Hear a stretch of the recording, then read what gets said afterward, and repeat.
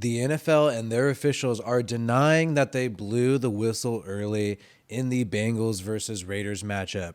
This was an infamous play where Burrow went to scramble, almost went out of bounds, threw the ball in the air, and the whistle was blown while the ball was in the air, causing the defenders to stop. Boom, touchdown play for the Bengals. And this was a game that was one possession game all day. So really unfortunate when we see the pool report. This is where the NFL officials are asked questions after the game. And in this pool report, the officials just straight up deny blowing the whistle while the ball was in the air. Now, let me just show you guys this a little closely. All right, so here is the pool report where the NFL just denies blowing the whistle early. And we already confirmed. I went back and took a look. You could even check it out yourself. The NFL highlights.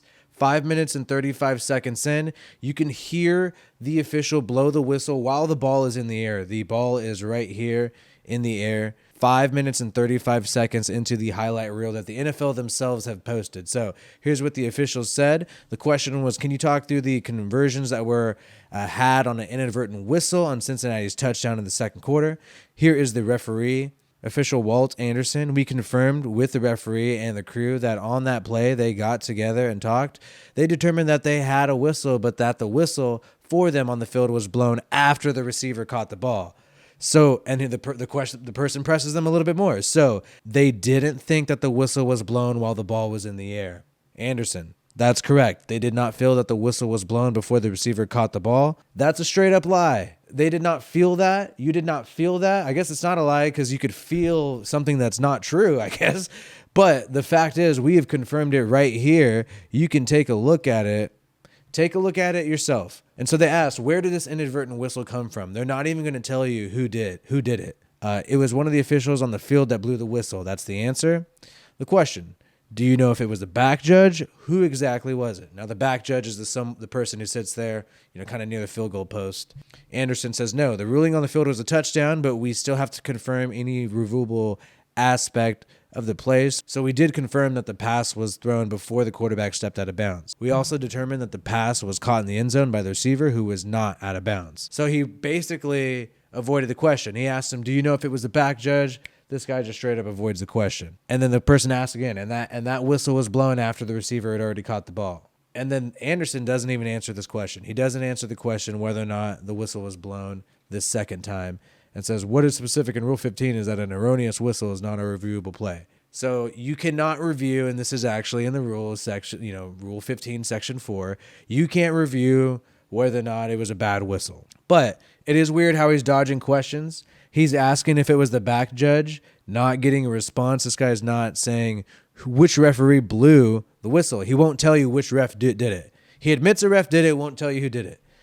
Then avoids that question, won't tell you to do it, and then also is avoiding the question saying the whistle was blown after the receiver caught the ball, because he knows we're going to be able to look back at this tape and catch him in a lie, which is exactly what we did.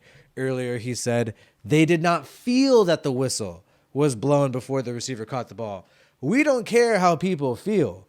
We want to know what actually happened, and are you going to deny reality to make your officiating look good in the playoffs? And that's exactly what he's doing. He's avoiding the question, avoiding confirming that it is a fact that they blew the whistle while the ball was in the air, causing the Raiders defense to think the play was over. Boom, you got an easy reception. And look at the receiver there. The defender is in a very good place where if that whistle is not blown, he could easily defend that pass. But he let up because he thought the play was over. Look, these people are trained to immediately stop when the whistle is blown.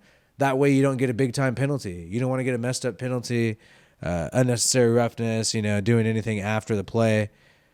So that's kind of messed up that they did that. And there was a lot of, I would say there was a no-call PI on Zay Jones at the very end, but we have other videos about that. We just wanted to talk about this play in particular, what the officials said about it, what the senior vice president of officiating, Walt Anderson, said about it. We want to let you guys know right away. So hope you enjoyed this video. Like it if you watched it all the way through, and also subscribe to this channel. I know the season's over, but we have so much to talk about. There's so much potential in this team, and we're going to cover every move and everything that happens, and obviously hear what Raider Nation has to say about it. We have questions about who's going to be here in the future. I mean, I don't even want to get into specifics really, but obviously the head coach is still an open question right now. That's just a straight fact. But I hope you enjoyed this video, and I'll see you on the next one.